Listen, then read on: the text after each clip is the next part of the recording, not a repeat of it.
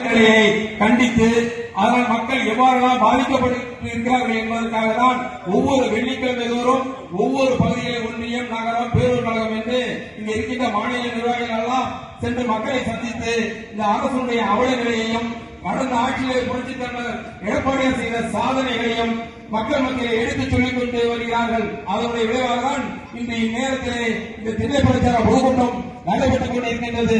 மாநிலத்தில் பல்வேறு பிரச்சனைகள் நடந்து கொண்டிருப்பதை தொலைக்காட்சி மூலமும் பார்த்துக் கொண்டிருக்கிறீர்கள். எங்களுடைய தலைவர்கள் உங்களுடன் எடுத்து வைத்திருக்கிறார்கள்.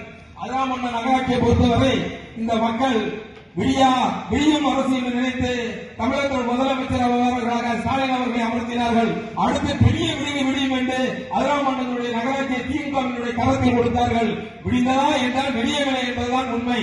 மக்கள் 10 ஆண்டு காலம் எந்த ஒரு வரியையும் அதிமுக ஆட்சியில் ஏற்றவில்லை வீட்டு வரி. ஆனால் இவர்கள் வந்த பிற்பாடு 100% வரியை ஏற்றினார்கள்.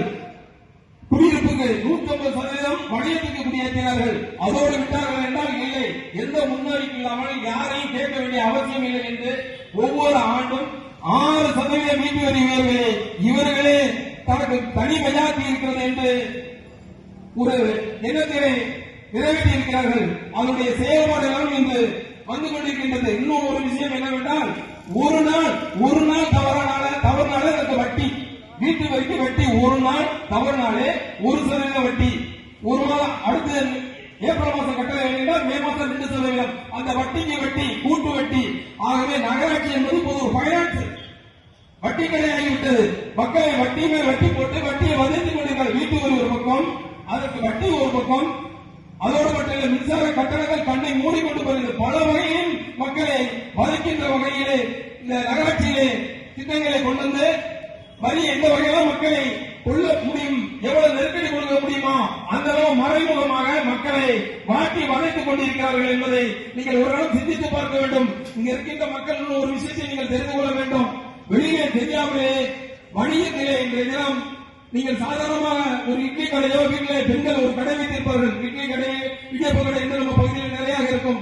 180 பேருக்கு மேலே அந்த மக்களுடைய கணக்கை இபி மின்சார வரிக்கு மூலியமாக மீட்டர் அவர் பர்கர் ரீடிங் எடுக்கும் போது இல்லமா நீங்க கடை வச்சிருக்கீங்க உங்களுக்கு எல்லாம் கடைக்குள்ள சார்ஜ் போட்டோம்னே அவங்க என்ன பண்ணுவாங்க, பெண்கள் பயந்துட்டு தனியா வீதியை கட்டுவாங்க. அது ஆதார் அட்டையுடைய பின்பற்றி நகராட்சி 180 பேருக்கு மேலே இடியப்பத்திலிருந்து வாடகையிலிருந்து இட்லி கடை வரை விடவில்லை. வீட்டில் இருக்கின்ற பெண்களை வாட்டி வழங்கிட்டதும் அவர்களை எல்லாம் வணிகத்தை கொண்டு வந்து அவர்களுடைய வீட்டு வரியை ஏற்றிருக்கின்றார்கள். கிராமத்தில் ஒரு பழமொழி சொல்வார்கள், அரச மரத்தை பிடித்த சனியன் அடியில் இருந்த பிள்ளையாரே ஒரு ஆட்டம் ஆட்டிச்சான். அது மாதிரி இவர்கள் இறைவனை விடவில்லை.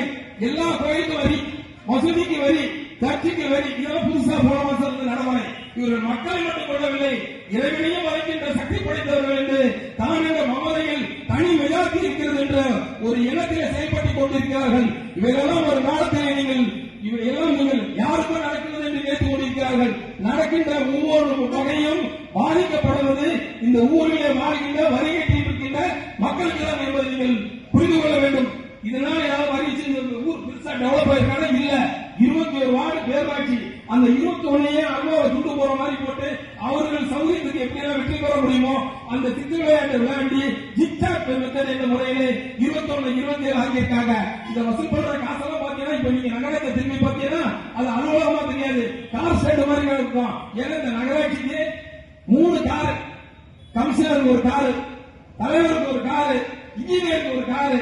இந்த பேரூராட்சி அதிமுக 13 ஊழியர்கள் செயல்பட்ட இதே அலுவலகம் நகராட்சி என்று ஒரு காலத்தில் பெயிண்ட போர்டை மாத்திக்கிட்டு அரசு சட்ட விதியை பயன்படுத்தி இன்னைக்கு 3 காரு. இதெல்லாம் யார காசுனா இந்த உங்கள்கிட்ட வசூல் பண்றாங்கல்ல இந்த வீட்டு வரியை வச்சுட்டு இன்னொரு பெரிய கொடுமை.